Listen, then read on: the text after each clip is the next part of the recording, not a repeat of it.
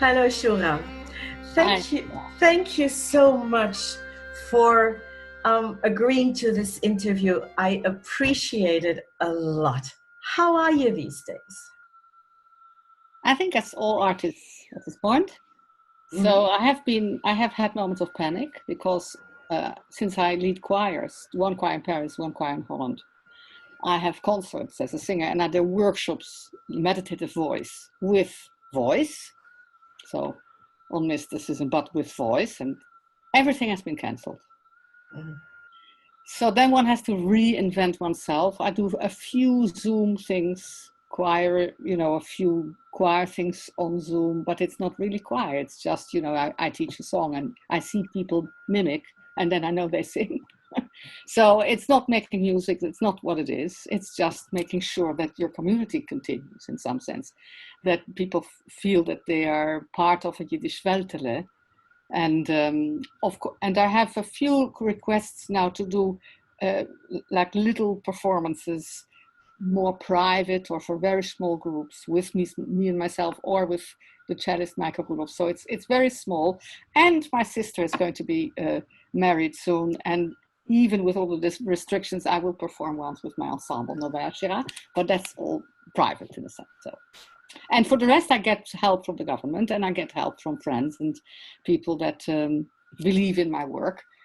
And after the panic sort of calmed down, I started writing new songs. So in a sense, that's the good part of being, forced to be more introverted. So you're already at the step where you are able to be creative again. Oh yes, and that needed. It was very needed, very very necessary. Because we know our work is always about organizing, running. And then the essence, the content of the work, studying, creating, etc., is always suffering. So now, at this point, I've written since 2012 my own texts and music, and by now it's 23 songs. So it is sort of growing, but I feel that in order to say, well, I think I am a writer and a composer, it's time that I dedicate more time to that. Oh, I wish you the best of luck. And I'm looking much forward to the recordings. Thank you so On much. a very personal level. Not as an organizer of a network meeting. I'm really looking much forward to the things that you're gonna put out. There are Now, already 2 CDs with 6 of my own songs writing and 6 of my own songs on Mahler. So it's already 12 songs are out already. Yeah. So back to the network meeting that is going to happen in September in Nuremberg. The network meeting for women and non-binary people in Yiddish culture. And thank you so much for doing the interview for the preparation of the meeting. And I would like to know, do you have is there something that you would like to tell people who might want to attend either in person or online, why you think such a meeting is necessary related to your experiences as a woman in the Yiddish cultural world? It's an interesting question, and I have to say I've not been too much aware that I'm a woman in a sense. I think I'm among my colleagues and men and women, and so for me personally, and my mother was very feminist, so I haven't suffered any kind of repression.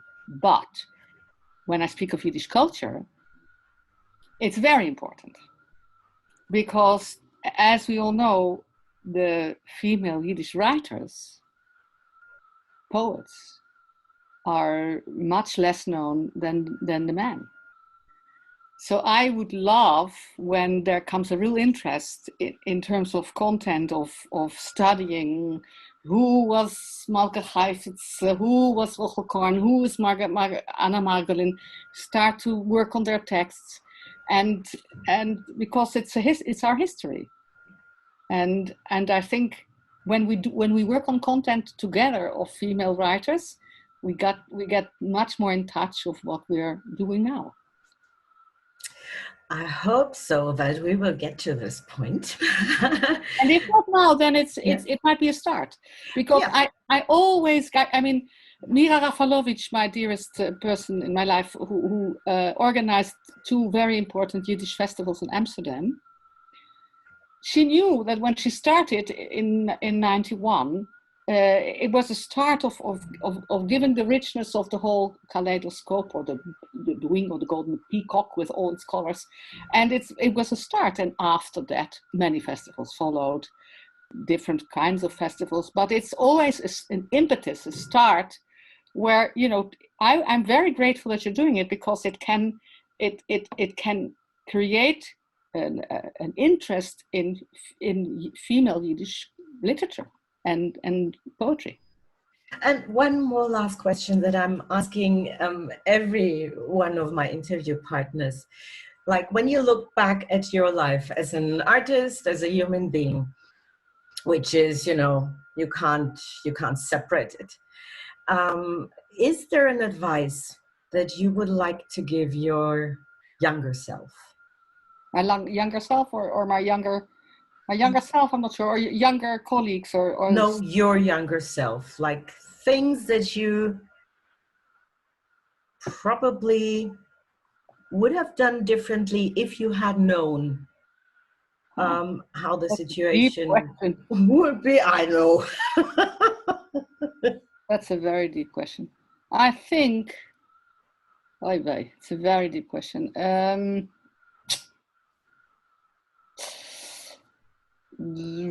Well,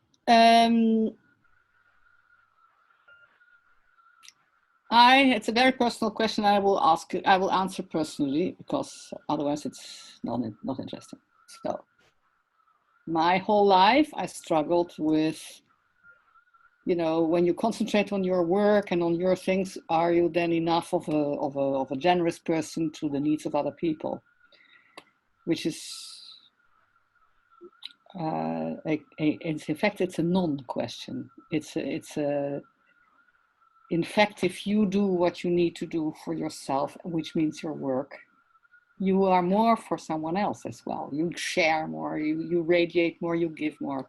So over time, I started to understand that concentrating totally on what you have to do in life in terms of work, you give more than that you're all the time. Because I'm a pedagogue as well. I am a facilitator. I am a psychologist. I love to listen to people, which is all passion of mine as well. But just concentrate pure on your own thing, I haven't done that for a long time enough. And I think my younger self starts to understand now that is important, as well as being a pedagogue, as well as being someone who likes to see the other person and tries to get out of the other person as much as possible, in terms of that the other person should shine and become his or herself. Thank you so much for doing the interview with me. I hope to meet you in the not too distant future again, in person. Yes. Let's hope this pandemic will be over sooner or later. I mean, it'll be over sooner or later. Yes, it will be. But of course, and I hope we will all be more of a human being after then, and that the world sort of learns, and that solidarity, I'm really sure that solidarity will become a big issue more than ever. And for me, that's a female quality, where you want to see the other person, you know, be happy or shine, and then it's not either or. It's not either me or the other. I think that for me is a new consciousness, and I hope that we'll manage to manifest more of that. Thank you. Thank you so much, and good luck with your project, and good luck with everything you're doing. Thank you.